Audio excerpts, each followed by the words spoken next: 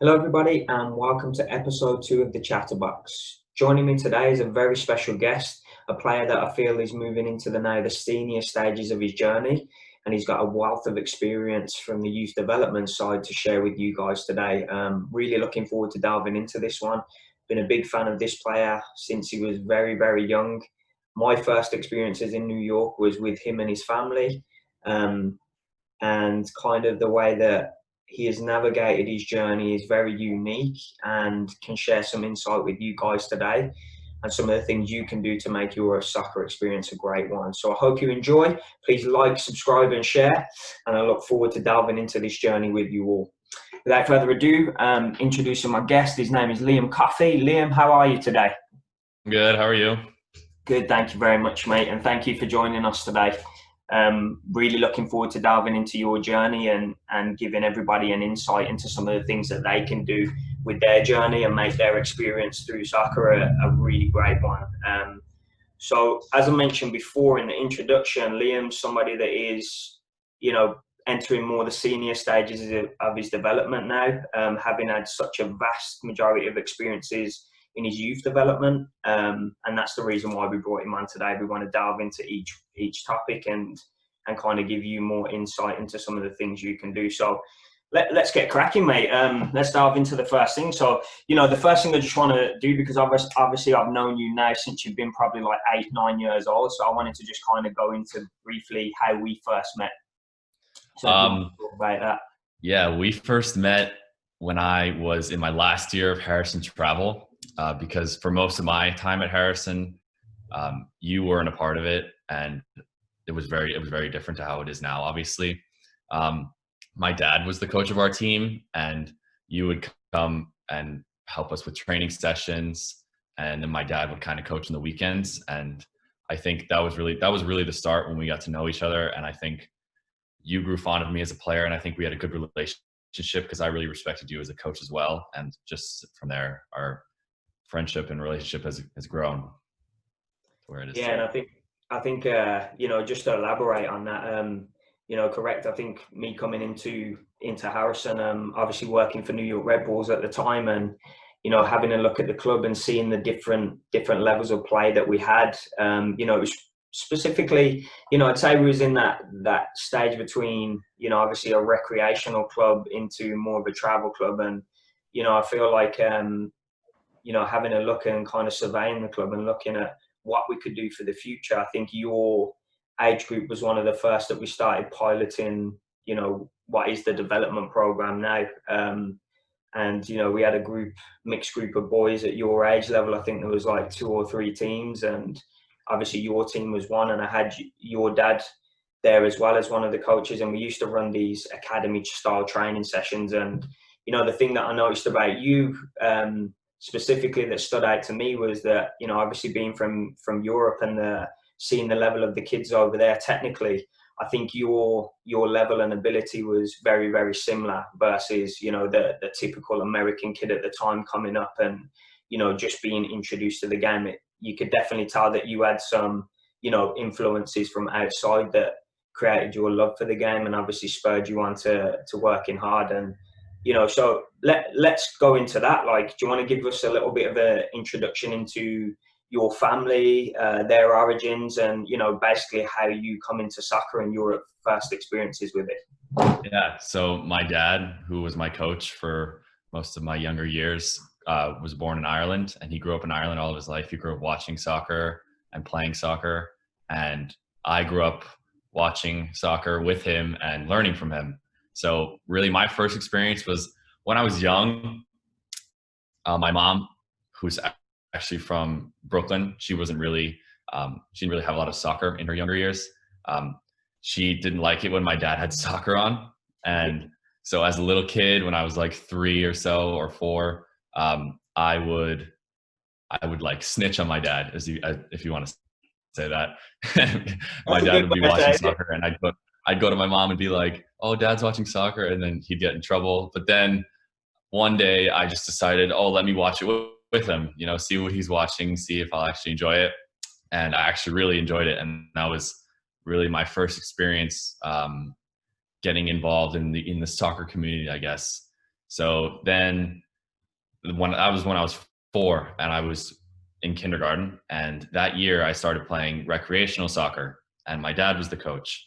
And that was my first experience actually playing soccer, because I'd only watched soccer on TV. I'd watch games, and that was when Sky Sports was around all the time. Yeah, so I would watch that. But then when I got into recreational soccer, that was my first experience actually playing somewhat organized soccer, and it was good because I got to learn from my dad, and I got to learn how to be a teammate. Work with other kids at such a young age. Yeah, and I think the one thing, obviously, from that transition of watching with your father and then into now you're on this team where it's very fun based rec. It's a great way of not only meeting people from your town and getting involved in that community, but also as well, I think it installs that passion for the sport and wanting to compete and wanting to get into the sport more, because having watched it so many times, the greatest thing that you want to do is get out there and play. So I think that's a great level. And then in terms of like your next step then as you're coming into travel and your first experience with our program, do you want to talk a little bit about that? Yeah, so I joined Harrison Travel Soccer when I was in 2nd grade. So I still played rec because that was still just with my friends, but Harrison Travel was obviously more organized, and we would play against other town teams from Westchester County. And I think that was a super important experience because one, it was more organized. So you had to learn how to be a better teammate and focus on the idea of actually winning rather than just doing everything by yourself. Because that's what I feel like a lot of kids, or younger kids, their thought process is, and that's just natural. And important for me as well, because I got to see the other talent in Westchester County, and I got to see how my team fit into that and how I felt like I fit into I guess the rankings, if that makes sense, like how I've matched against the better kids from Mamaroneck or White Plains or Rye, So I think that was really important. And I think that's also something unique about your personality in terms of, from a young age, you're already thinking on the lines of, that improvement factor and, looking what else is out there and seeing how I compare to the things that you haven't seen before, the other players you haven't seen and the other teams you haven't seen before. So I think that's definitely a defining characteristic that has kind of laid some great foundations for you at that younger age to now start to, pursue your journey in the way that you have. So in terms of, obviously, Harrison, that was your very first starting stage of soccer in terms of more organised and playing these other towns and teams. And you mentioned that your dad was your coach, and, having met your family and both your mum, dad, and your little brother Owen as well, one of the things that you guys helped me with when I first came to New York was understanding American soccer and the structure better, what other things were out there, because at the time Harrison was very much travel, and obviously, as you've saw now, we've evolved where we've got this red ball pathway, we've got premier side to our club now, and we can do a lot more with the talent that we nurture. But in terms of back then, I think having your dad there as the coach and also helping me as well understand the lay of the land was very vital. And your parents in general, like, I just want to touch base on how they've supported you from the ground upwards and through your journey, and some of the things that they've instilled in you as you continue your journey and go on. So do you want to talk a little bit about that support? Yeah. The first thing that comes to mind when thinking about what they've instilled with me in how I should be as like a character is try and stay humble, but always focus on getting better. My parents are like this too. I don't really like to talk about myself in somewhat of a bragging way. And I think that's good because it keeps me grounded and it keeps me focused on getting better, and then also the fact that it's just always been in my family that if you want something, you have to put in the work. It's like, even though my parents can help me get to certain places and have certain opportunities, if I don't perform or do my best or put in the best effort that I can, then it doesn't really, they can't do anything about it. That's all about you. And I think that was super important, especially, which we'll get into in a little bit, when I moved on from Harrison Travel. Losing my dad as my coach was important because I didn't have that fallback. You know, if I didn't play well, my dad wasn't like, oh, it's okay, you know, you're still going to play next week. It was, if you don't play well, you're not going to get as many minutes or not play as much, you know, the following week. And I think that was super important because it put more responsibility on me to actually perform and put in the work so I can, you know, get where I want to be and play as much as I want. Yeah, I think one thing that's valuable there, and a key message for a lot of parents, you know, who are involved in their kids' soccer journey, I think as much as you can, empowering your kids with the responsibility of their journey is important. I think if we try and, you know, make it very forceful for them to do certain things and have certain experiences, the natural enjoyment of it tends to fade away. And I think the great thing that your parents have done for you over the years is they provided you with these opportunities and sought out opportunities for you, but then kind of just gone, there you go, mate, it's all yours. You know, I Exactly. think that is part and parcel of your success and the great support they've given you. And I know that, you know, your dad's had a big influence in that, but also let's talk a little bit about your mum and kind of somebody that, like, as you said earlier on, when you alluded to, you know, she wasn't really the biggest fan of the sport, and obviously being in a family like yours, I think she kind of, you know, eventually evolved to love the sport. Yeah. And, you know, I've seen your mum all over the place, not just supporting her own children, but also supporting her children's friends in other games. And I've bumped into her in all kinds of places in soccer. And, you know, it's super great to see where she is now with the sport. But do you want to talk a little bit about your mum and the influence that she's had? Yeah. Like you said, like I said earlier, she wasn't really into soccer as much. And especially when my younger brother, Owen, started to become really interested in the game, she felt like, you know, if I don't watch soccer and support it as well, I'm going to fall behind and I'm just going to be, you know, kind of on my own. Yeah. So she obviously got really into it. And I think even though she didn't have as much soccer insight, which is what I got from my dad um, a lot of those traits about being humble and, you know, staying focused on what you need to do was really important, because I think without that, obviously I wouldn't be where I am today, with all these relationships I have and all these opportunities I have. But um, you know, I think it was more from her. It was a lot of just supporting me and um, giving me the right mentality so that I can be as successful as I can be. Because obviously, like I said, she doesn't have as much soccer insight. So but that's still just as important, I think, Oh, because you 100%. can't just be a good soccer player and be a bad person. You know, it I needs to go think hand in hand.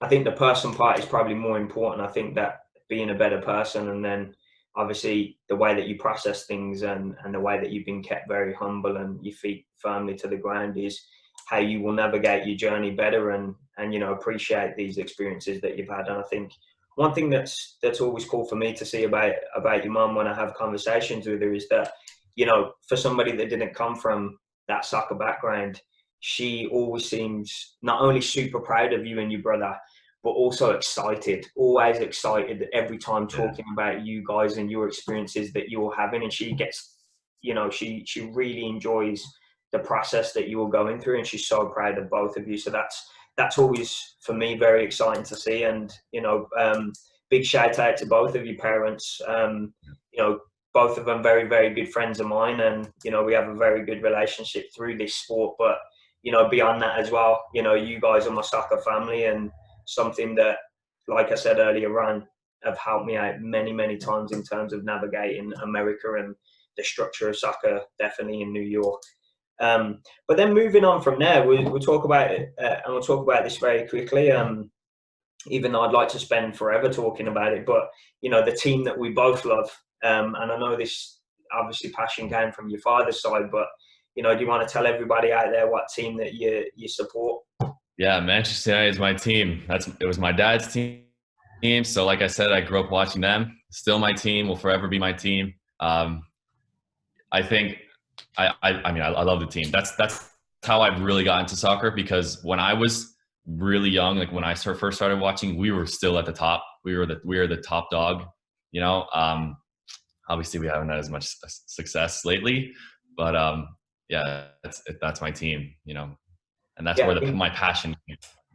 I think like coming up with Manchester United, like my generation, there's always been like, you know, we related to the number 7 of the team. That's always the key character of Manchester United. You can almost call it like the superhero of the team. The one that everybody looks for. And I think in my generation, I grew up watching Eric Cantona, amaze me, every single day, watching him step on the field and the presence he had. And then obviously yourself in your generation, you would have got to see, the maestro, Cristiano Ronaldo, Rooney, look at those examples. And Rooney, I definitely think is somebody that you've kind of modeled a little bit of your playing style on, and definitely looked at his attributes. And what a great example. I think he's the club's leading all-time goal scorer, but you know as well as I do, he's done so much more than that for the team, and it's a great example to watch. So delving on from there, like looking at the next step in your soccer journey. So you touched on this earlier in terms of now your dad wasn't your coach, and you decided at the time our club didn't have a premier platform. It didn't have the Red Bull pathway like we do now. So you sought to get a next level, because kind of at the time you were playing in Division 1 WYSL. You won that division very, very comfortably. Your team was super talented in Harrison, a lot of good players, and it become a little bit like I said in the last episode, similar to Ingrid. It wasn't that it become easy. It just become less challenging in terms of making you improve and getting you to the levels where you wanted to go. So do you want to talk about your next step and a little bit about that? Yeah. So in the beginning of 5th grade, I joined FC Westchester, and I think that was a really, really important step for me, because it was one of the first sacrifices I had to make. I remember in the spring of my last season with Harrison Travel, I was talking with my dad, and we had it was a key moment. And he said to me, you have a decision to make here. You can stay with Harrison and continue playing with your friends and, win the division, or try to win the division every year, or you can move on to FC Westchester or try out for FC Westchester and, lose that playing with your friends all the time, but at the time play at a higher level. And, it was really difficult because I'm still in elementary school. I want to have fun with my friends, but I thought I need to challenge myself, and I need to move on. And, I did sacrifice a lot, but it's not like I wasn't going to go to school with my friends anymore. It wasn't that big of a sacrifice, but at the time it felt like a huge sacrifice. So at FC Westchester, that was a really good experience, because it was just another step of comparing myself to other good players around me. It wasn't from Harrison. It was at Harrison, compare yourself to other kids in Westchester County. Whereas now I was playing with the best kids in Westchester County, and I was comparing myself to the best kids in the rest of New York, New Jersey, Connecticut, Massachusetts, Pennsylvania, all over. My horizons were broadened so much more. And that's another, like we talked about before, for me, that's how I improve, because I need to compare myself and see how I rank above compared to other people. Because if I see someone's better than me, I want to get there as soon as I can. And I think, I just want to elaborate a little bit on that as well. At the time, we're talking, maybe 8-9 years ago now. I think a lot of the current travel clubs within the WYSL was still very much parent coach on a game day versus, what we call back then the premier clubs had professional trainers at every single age group. They run the team, they run the training. And that was kind of the model. After your age group kind of left Harrison, that was kind of, a very, very good, I'd say, incentive for me to kind of take that path for our club. And that's exactly what we did. We kind of went to that trainer model of, every single team on a game day and with our practices run by trainers. But I think, in terms of that transition you spoke earlier from, obviously having your dad as the coach, and then now you've got somebody else who's pro trainer in a premier environment. Do you want to talk a little bit about the trainers that you had on that first experience? Yeah. So my first year when I joined, my 2 coaches were Brian Robinson and John Lahair. Yeah. That was a really good experience, I think, with those 2, especially because they were super focused and they wanted us to be as good as we could. And like you said, it took me away from that relying on my dad. And now I really had to impress and really work hard. And they pushed us to work hard. But Yeah. then, even though they were hard on us, they wanted us to get better and everything. They also, especially John, because I had him for multiple years, on the weekends during the games, he'd just be like, go out there and try things, be confident. Because we did have a really good team, and he knew that. So he was like, be confident, try things, and if they work out, great. If not, get back on it again, try it again.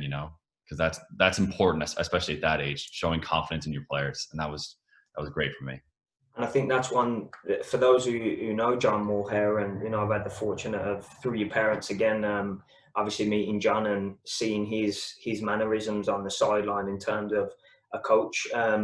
Very much does his talking and does his anything he wants to set you guys up with during practice, so that when it comes to the game's for you.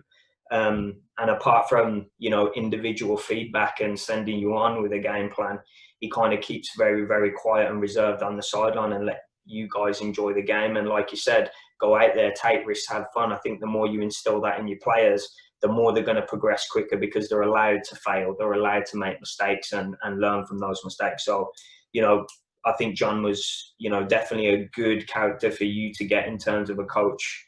Having come from the parent model to now having a pro trainer, I think that was a great step for you in your development. And I definitely saw the difference in terms of your progression. And, we'll talk about that now in terms of your next step where you jump to. So I want to talk, just before we go on to the next club you joined, I just want to kind of talk now about your parents obviously having you in this environment now, and now seeking out other opportunities for you to get more exposure, more experience. So do you want to tell everyone some of the supplementary things that you did in order to, help your development and aid your development and get you to that next step?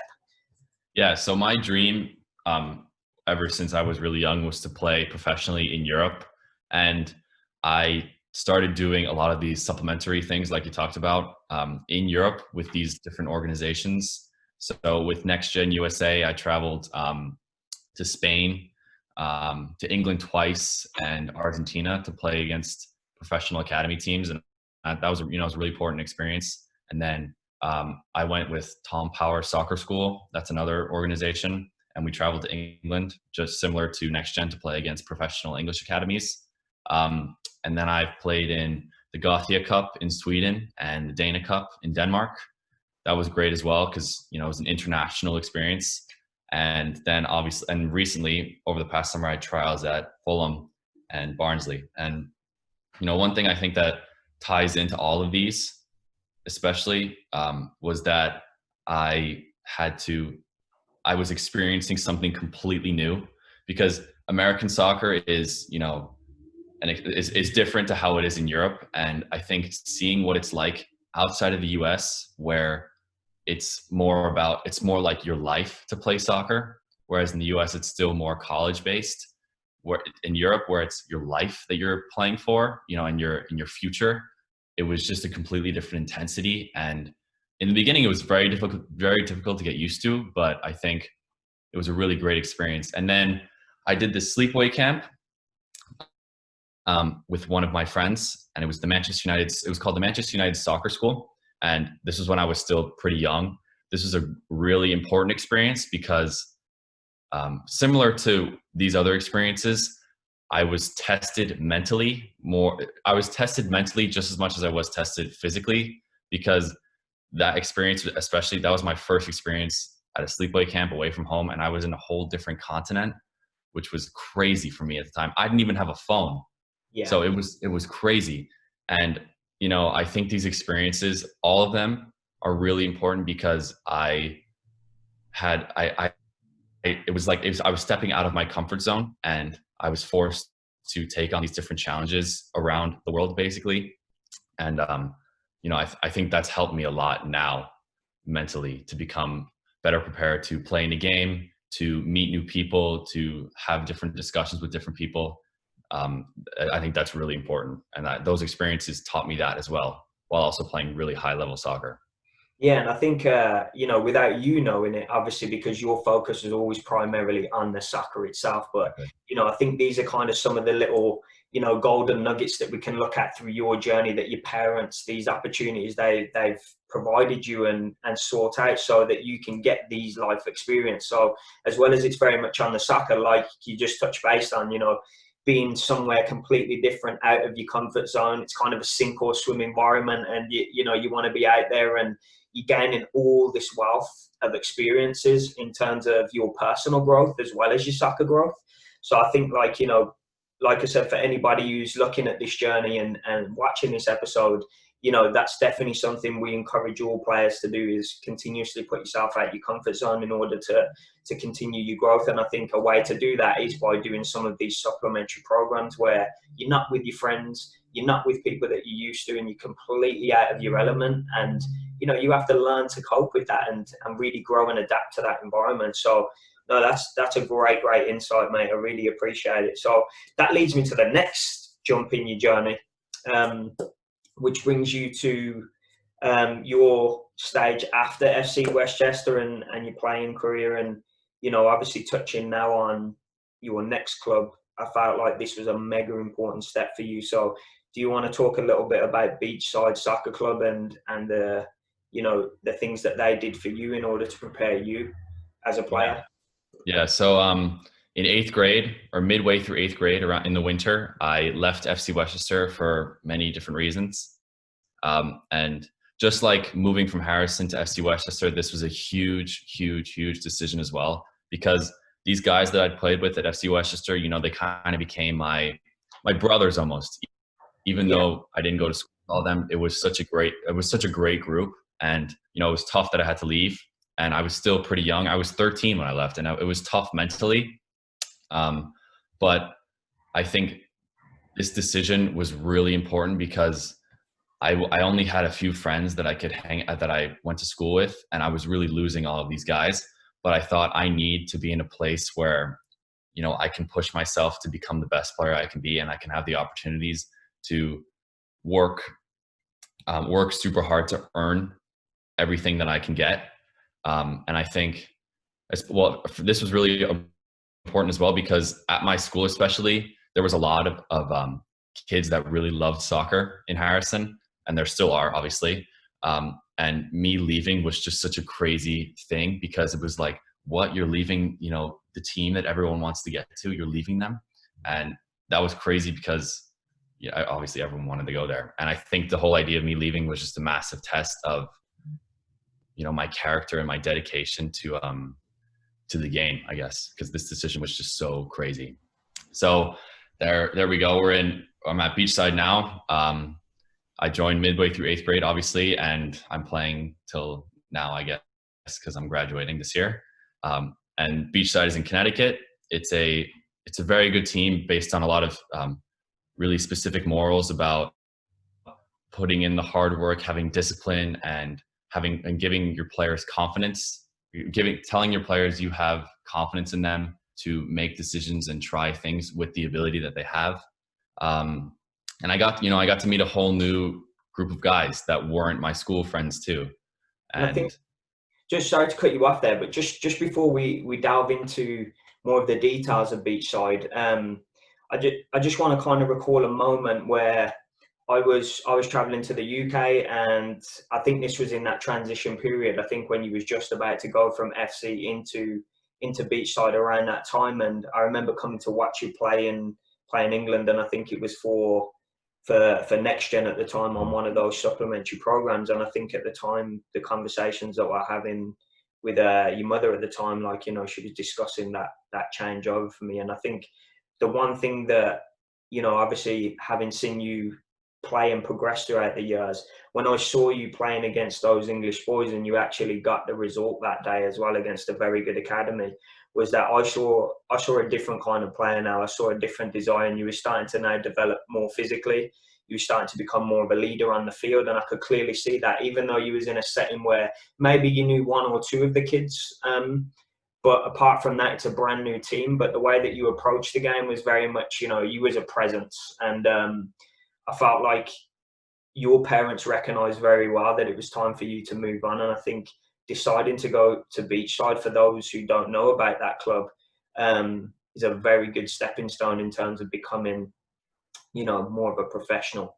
The Mhm. player handbook that they give you guys, you have to read it like it's gospel. You have to read everything and make sure that you are fully in line with the club's philosophy and their values. And, I feel like that stepping stone coming in there, the next few years for you were crucial. So do you want to start delving into things like now and talk about, some of the coaches and experience you've had with that club?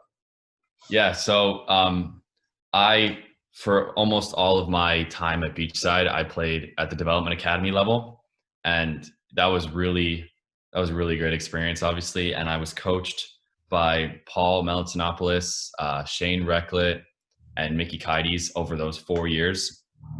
And they were awesome. They were great coaches. All three of them were up there for probably one of my favorite coaches. Um, and they, like the club's philosophy, they were all on the same page about what they wanted to do and how they wanted to approach a game. And I really appreciated it because obviously it took some time, but as I went through my years at Beachside, their confidence in me and my team grew so much more. And it was kind of like, I remember U19 this fall, my coach, Mickey Kides, sat back for 60 minutes and literally didn't say a word. And we just played, and we were up 3-0 at halftime. He just sat back the whole time and he just let us play because he had the confidence in us that we could do our own things. He got up after 60 minutes because he wanted to make a substitution. That was it. He had just the confidence in me to do my best, and that I could do my best, and in our team that we were good enough to take on anyone without him having to yell at us or anything was really important for me and for my team as well. And then obviously I felt like they had a lot of confidence in me because I was made the captain in my U16 season, which was when I was in 10th grade. That was really important for me because it told me that they trust in me to or not really carry the team, but if we're in a difficult situation, to try and pick everyone up and keep going. And, I've been the captain since, and I just felt really good for So me because I knew. Yeah. sorry, elaborate a little bit more on, like, obviously now you were the captain and you of this great team. You're playing in the development academy at the time, which was run by USU Soccer. Obviously, there's been some changes in that dynamic recently, but in terms of that, like, what an honor first and foremost to lead out your team and be a captain. But tell us some of the things that was your, in terms of the roles and responsibilities, and like you said there, I think one of the key things is as a coach, you kind of want a team where you can say, there you go, lads, go and play. And Exactly. I think that was a nice moment to highlight. But tell me some of, like, your responsibilities in an environment like that and how you interact with your teammates. Yeah. So I'm as the captain, I personally, this is just how I am. I'm not really the type of person that wants to hype everyone up before a game. I like to talk to people individually and tell them, like my defensive midfielder, I'll tell him like, this attacking midfielder, he's pretty shifty, just watch him and make sure you stay connected with him, or where he is all the time. And, I like to do that in person, but I also like to do that over text. If I'm watching film or something, I'll see something, I'll text them really quickly. So that's more of my role. And I think that connects to being a captain as well, because yes, I wore the armband, but we had other people that led the team as well. I could name 4 other guys where they all brought different things to the team. And, there's one kid that would be the one that would hype everyone up. There was one kid that was he talks a lot in the group chat, and, he keeps everyone interested. And I think that's important because you shouldn't get, if you want to be, someone watching this, if you want to be the captain of your team, you shouldn't, and you don't get that captain spot, that doesn't mean you don't lead. Like, just because you don't wear the armband doesn't mean you can't be a leader. And I think just having one leader doesn't make the team good enough. You need leaders all over the field in all different positions to be successful as a group. And that's what we had a lot of, which was really important. I agree. I think, like, in terms of, you may have your one singled out captain, but watching an interview, not an interview, but watching a web series recently with a ex-coach of the New York Red Bulls that is now at Salzburg, Jesse Marsh. He was saying that every team that he goes to, he empowers a leadership council within his players, and that will involve his captain and you know, the, like you said, the key figures around that are going to help the team operate. And I think one thing that you touched based on there, which I love to hear, was that, you know, you're watching video and you're studying not only your own team's system of play, you're also studying other teams and the way that they play, and picking up on, you know, more in-depth tactics of the game versus just actually going out there and being a player and understanding the way that you're approaching the game. You're now looking at the way others approach the game, and you're starting to delve into that side of, you know, we call it performance analysis or match analysis, and you're sharing that with your teammates and giving them more detailed insights into the way, you know, to approach a game. And I think that will benefit not only yourself in terms of understanding soccer better and your position and role, but also help your teammates around you as well grow. And I think that's a vital bit of information for those out there. At the younger stages, that very much starts with just watching the game, being a fan of it, studying your favourite players, looking at your favourite team. And then what you can do as you grow older is start studying not only your own game and your own team's games, but other teams that you watch, other teams that you play against, and other players. But that's a vital bit of information, mate. Thanks for sharing that with us. And then, like, in terms of now you're in Beachside, you're the captain, had some great performances, you've done showcases, you're in the league.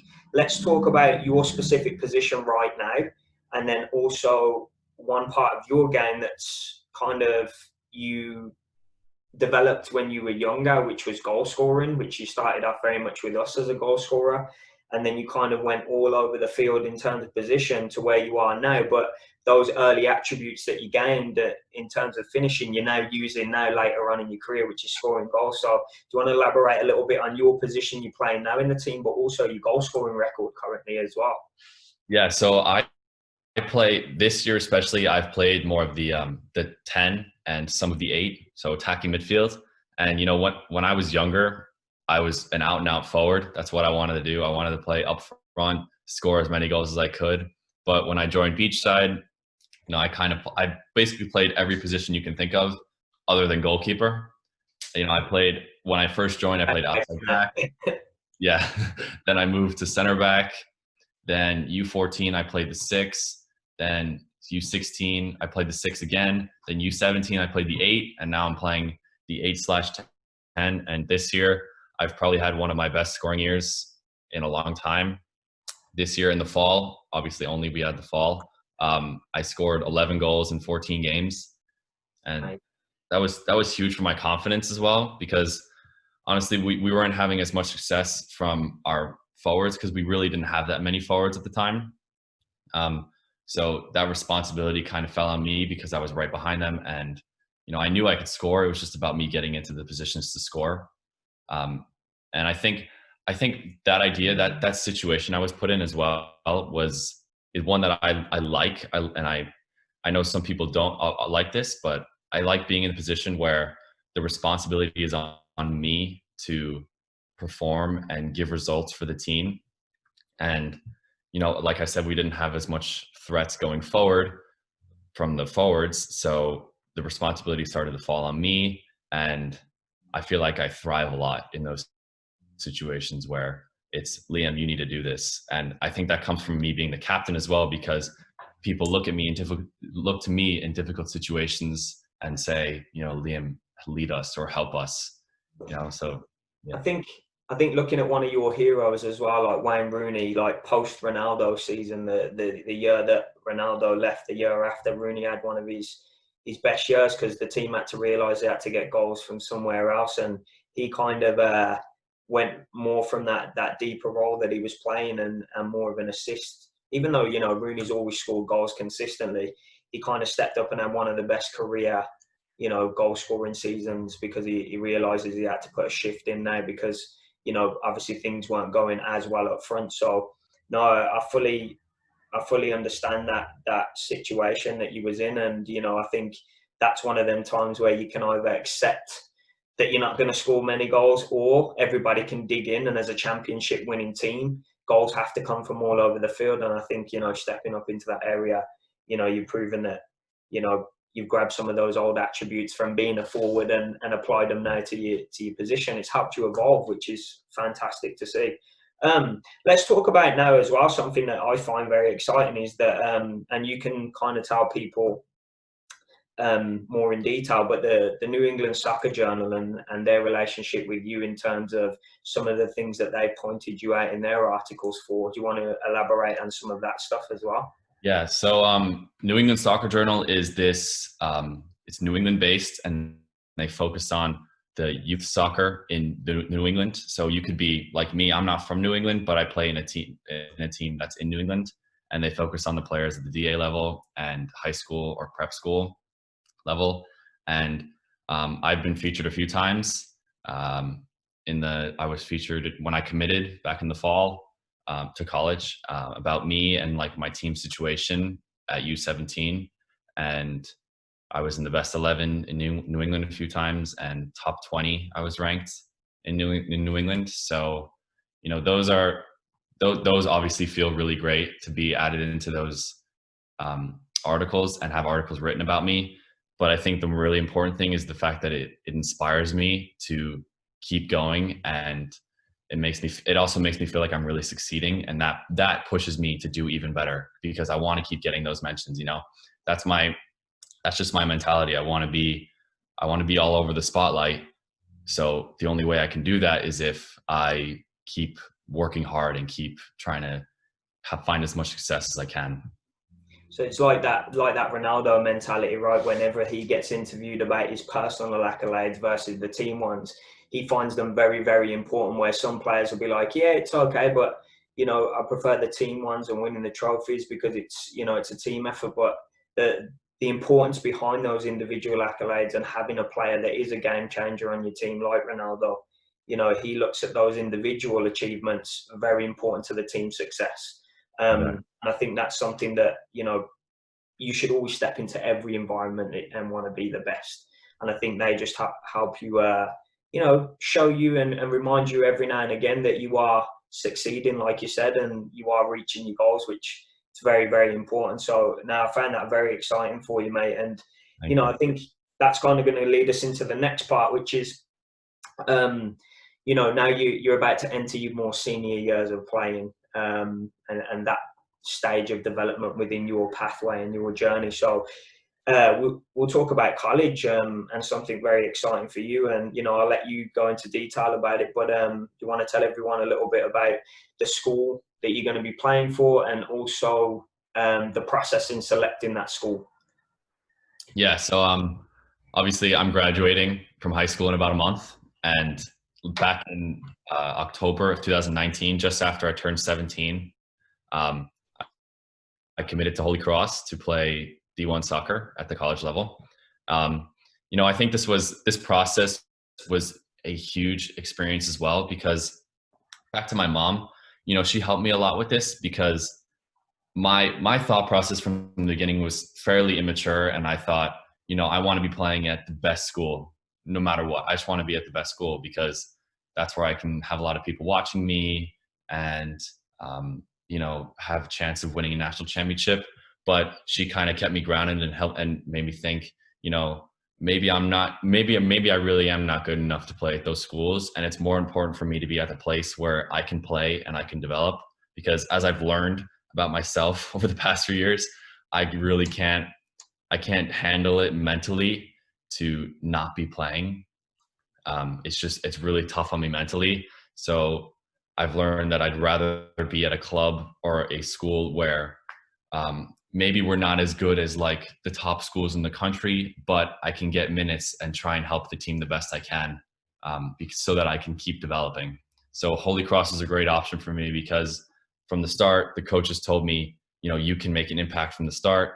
Right when you get here in the fall of your freshman year, you can start playing and start helping the team be successful. Whereas some of the other schools that I really wanted to go to, they have more track record. They have a greater track record for playing the older guys, because they have more experience and they trust them more. So I think just for anyone, it's really important when you're getting into the college process that you need to pick a school where, for soccer at least, where you feel like you can play no matter what level it's at, whether it's D1, D2, D3. you need to be at a school where you feel like you can make an impact from the start, because that's the most important thing. The most important thing is that you have to be improving and you can't improve without playing. It's just a fact. So I agree totally, and I think that's a very mature way of looking at you know, and some of the things, like another little, you know, golden nugget in there as well, that advice from your mom in terms of, you know, we all have these dreams and ambitions, and you know, sometimes, you know, they can be realistic, they can also be unrealistic, and I think sometimes focusing them goals and looking at what's important. And I think a soccer player needs to play. So if you're going to go in any environment, and this doesn't matter whatever stage you're at during your journey, even if you're a 10-year-old kid, if you're going to go to a team and somebody decides that your best place is on a bench and not really playing many minutes, you know, that's not the environment for you. And that just because of the status of the team, or and everybody may feel it's good, or the reputation of it's great, doesn't necessarily mean it's going to be the right fit for you. You need to be playing consistently in order to develop, and I think that's definitely a key part of what you just said. So first and foremost, congratulations on that. You know, it's never easy picking a school, and you know, I'll obviously be able to see you play some games as well, and I'm thoroughly looking forward to that now senior stage of your development and seeing where that takes you. So just moving on now through your journey, I mean, one of the fun things that I kind of wanted to do with you, and every time we're going to do an episode, we're going to do a little segment where we have a bit of fun. One of the tasks I set for you was to come up with a five-a-side team, and it could be pro players, and it could be your own teammates that you played with over, you know, the course of your journey. So do you want to start delving into that and tell me your ultimate five-a-side team or team? yeah, that was very difficult for me to do. Yeah. So I made two teams. I made one team that I've played with, the players that I played with or against, including myself, and then pro players past and present, because it was too difficult to just make one team. So my players I've played with or against, the goalkeeper I put as this kid named Elliot Jones. He played for New England Revolution. Yeah. He's committed to Stanford, and I mean, he was an unbelievable goalkeeper. I played against him probably 3 times over the course of the past 3 years or so, and he's one keeper I remember I've never scored against. I've scored against New England Revolution, but not when he's in goal. So and he's unbelievable. He's an unbelievable goalkeeper. He's played with the professional team in training camps, and yeah, he's incredible. So then the defender, I chose my teammate Gio Calderon. He's my teammate at Beachside. He committed to Hartford to play soccer. He's a really strong, tall center back. He's a workaholic, and he's extremely vocal, which I think is really important for me, because I need people talking to me behind me, because I can't see everything. You know, if I'm getting conversations, or if I'm getting little points from behind me, that's really important. And then a midfielder I put alongside myself was my teammate Attila Sepkin. He's my teammate at Beachside, and he's actually going to Holy Cross with me as well, which I'm really excited about, because I think he and I play so well together, and he's probably my favorite player to play with, so that's great that we're going to Holy Cross together. You know, he's quality in possession. He's more of a 6/8, and I'm more of an 8/10, which is, I think is great. How we we complement each other. And yeah, so then I put myself as well, and then the forward I put was I put Andres Jason. He was my teammate at FC Westchester. He's an unbelievable player. He committed to Yale. He's gifted on the ball. He's so confident to dribble past you. He's infinite potential. You know, he's in the U.S. youth national team pool. He went to the U17 U.S. U17 World Cup with the U.S. a few months ago. He's played with the NYCFC first team. He's incredible. So, and then my other five-a-side team with pro players that past and present, I put Peter Schmeichel in goal. Yeah, incredible goalkeeper. Yeah, legend. And then my defender was Puyol. You know, he's a workhorse. He's a leader. You know, I think it's really important, because like he would put his life on the line so that the opposition couldn't score. And that's what you want in your defense. You don't want a defender who's, scared. And I feel like that's so important to have. And then my two midfielders, I believe, are the two greatest midfielders of all time. Zidane is the greatest midfielder of all time, in my opinion. And then Scholes, he's a box-to-box midfielder. And I try to mirror my game off of him as well, because, he is box-to-box, but he can still score and he can pick out a 70-yard pass across the field. So both of those two are remarkable and very complimentary of each other as well whenever you see them in interviews. So definitely a great midfield pair in that, for sure. Yeah. And then my forward is Cristiano Ronaldo. He's the greatest player of all time, in my opinion. But mine too, mate. Mine too. There'll be a lot of people out there that beg to differ, but for sure. That's what's fun about the game, right? Opinions. But I think Ronaldo is unbelievable, mate. Phenomenal player, athlete. He's incredible. No, but that's really great, mate. Two very good five-a-sides there.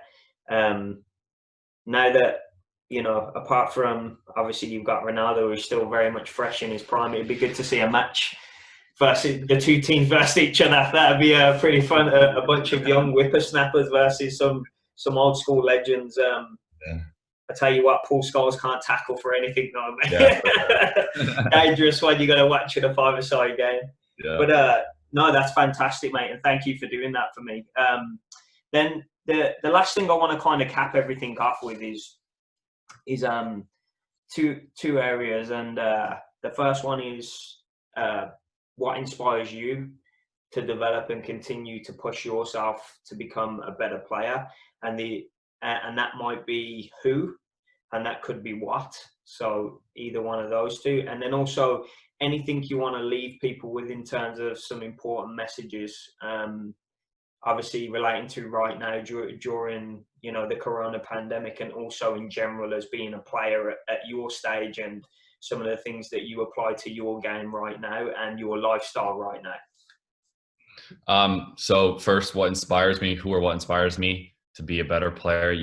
Obviously my parents inspire me because they've taught me all these incredible values, and I want to make them and my whole family proud. I have so much family in Ireland that are so excited for me to become a professional player, and I don't want to let them down. I want to make my dreams come true and make them feel amazing about what I'm doing as well, and want them to be like, oh, I'm related to him, and then obviously my big dream of becoming a professional soccer player. That makes me want to keep working hard, because as time goes on, I'm hopefully getting closer and closer to getting there, and I know that I have to just keep putting in more and more work to get to that stage. Then also having my competitive attitude about absolutely everything.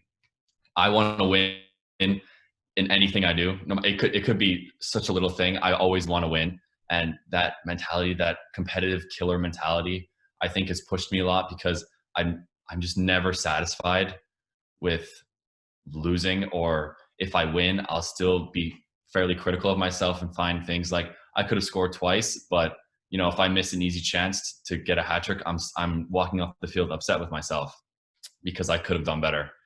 And yeah, just being really driven and self-motivated is kind of obsession, right?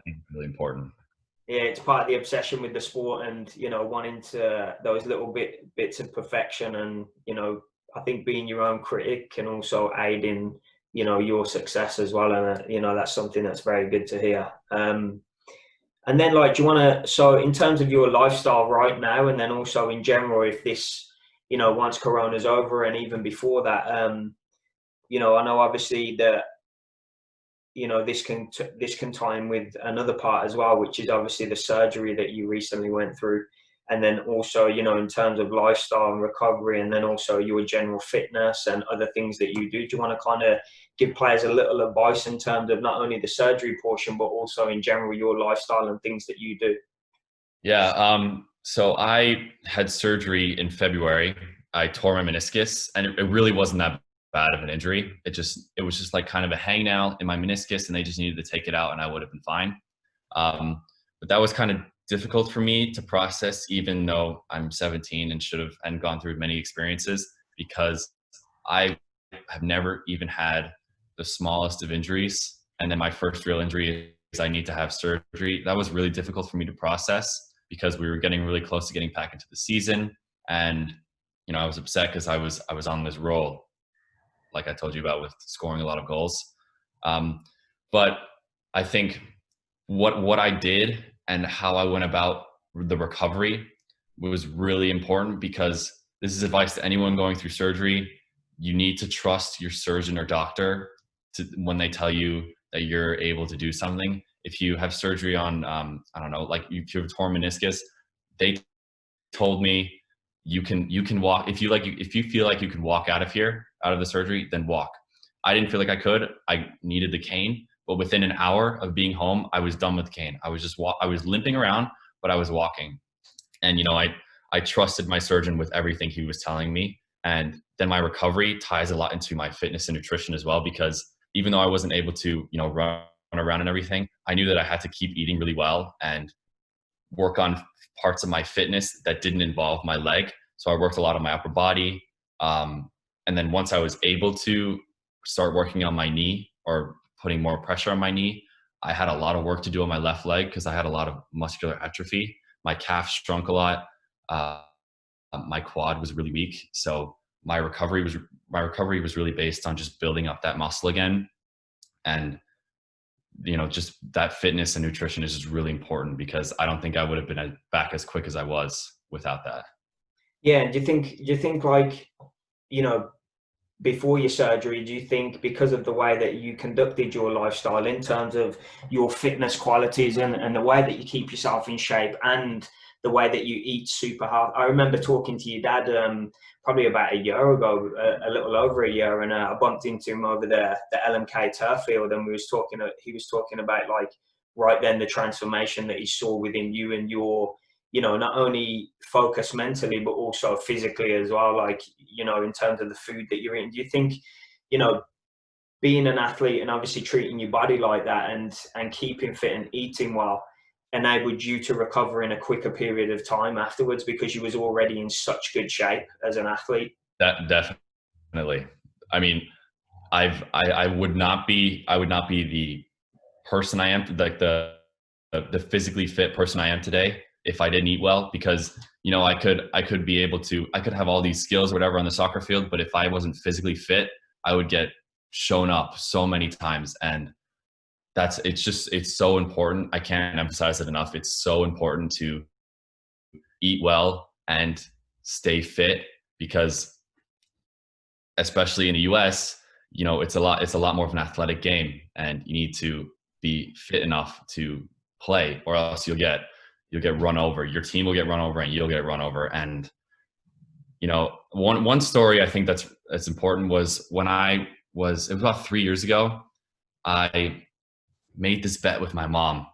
I said, "Mom, I bet you, I think it was $200 or $200 or $300 that I could go a full year without eating junk food. And I had one cheat day, which was my birthday, one cheat day.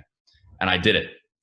And, after a while, I kind of just got used to not being able to eat like these chips or whatever after school. I got used to it, and my body adapted. And now I've just carried on that lifestyle. I'm trying to avoid ice cream as much as I can, eating junk food. And I think that's helped me stay at that peak performance level, and recovering from my surgery was that much easier because I was that fit and that used to eating so healthy. So not only you are more healthier now, and obviously you recovered from your injury, but you're $300 richer too. Exactly. Which is great. Yeah. Fantastic. But no, I mean, in terms of that message for any upcoming athlete, I think the one key thing is that the physical presence of being an athlete, especially as you get older and into the later stages, when everyone's physical attributes make the difference in terms of how you can apply yourself to the game. I think that's an important message to everybody, and making sure that you not only stay fit, also keep it specific to your sport as well. There's a lot of things that are general, like running and things like that, but there's things you can do to aid in your position specific areas as well within the game. But I think that will enable you also as well to stay more healthier up here too, healthy body, healthy mind. And I think you'll feel more confident, feel more positive, and you'll approach your goals in a different direction. And I think that's a great message to share with the players. So thank you for going into detail about it. That's really good. But yeah, just to wrap things up and coming to the end, I know we've delved through a lot and we really appreciate your time. Do you just want to tell us, in a quick summary, your future plans for the sport? What are your ambitions now going forward? You've reached this senior stage and you're going into college. You're going to go through that journey. What's next for you now? College right now is my next step. Hopefully we're on campus in the fall. But it'll always be my dream to be playing professionally. My coaches at college, the head coach and one of the assistant coaches are both European. And, when I was talking to them and they were trying to recruit me, I was asking them, how can you help me get to the professional stage? Or how can you help me in that route? And they told me, they have connections, and it was great because they understand what it's like to play in Europe, because they're from Europe. One's from the Netherlands, the other's from England. So they know what it's like to play in Europe. And I liked that because if they felt like I was good enough and they could put their time and resources into it, they can still help me, because they understand that college is the step, but then I still really want to get to the professional level. And, that's always going to be my dream, and I'm not going to stop working till I get there. That's really great to hear. And somebody that's a fan of your game myself, I'm looking forward to that next stage in your journey. Obviously college first, and I think one thing you elaborated on there was your coaches helping you and aiding you to get to that next level. And I think no matter what stage you're in and whatever environment you're in for soccer, it's always great to have good mentors. Sometimes that can be, like we've said many times in this journey, is that both your mum and dad in different aspects have helped you along the way, and then also highlighted some of your coaches throughout that as well. And continuing to put yourself in those environments where you have good mentors is going to also help and aid in your success for the future. But no, that's really great to hear. And like I said, I'm thoroughly looking forward to that next part in your journey. And from everybody from the club as well as myself, we're very proud of you, and we'll continue to watch your journey and watch you grow. And I'm excited to see what you do with it, because you've done so much already. So continue to put in the hard work, mate, and we'll be excited to tune in and watch. And in a few months, hopefully things open back up, you get back out into your college season, and we'll try and have you back on as well and kind of discuss that stage in your journey then. But thank you so much today. I think a lot of people are going to gain valuable insight, and we really appreciate your time, mate. So thank you very much. Thank you. On behalf of everyone here at HYSC, we want to say a massive thank you to Liam for joining us today and sharing his journey. And we also want to say a thank you to everybody that joined in to watch this episode of the Chatterbox. Please like, subscribe and share. We hope you found the content useful. And hopefully as we delve through Liam's journey, you found some experiences and some different insights into things you could apply to your own journey. Until next time, guys, please stay safe and healthy. And remember, all you need to start your journey is a ball. Thank you very much and have fun.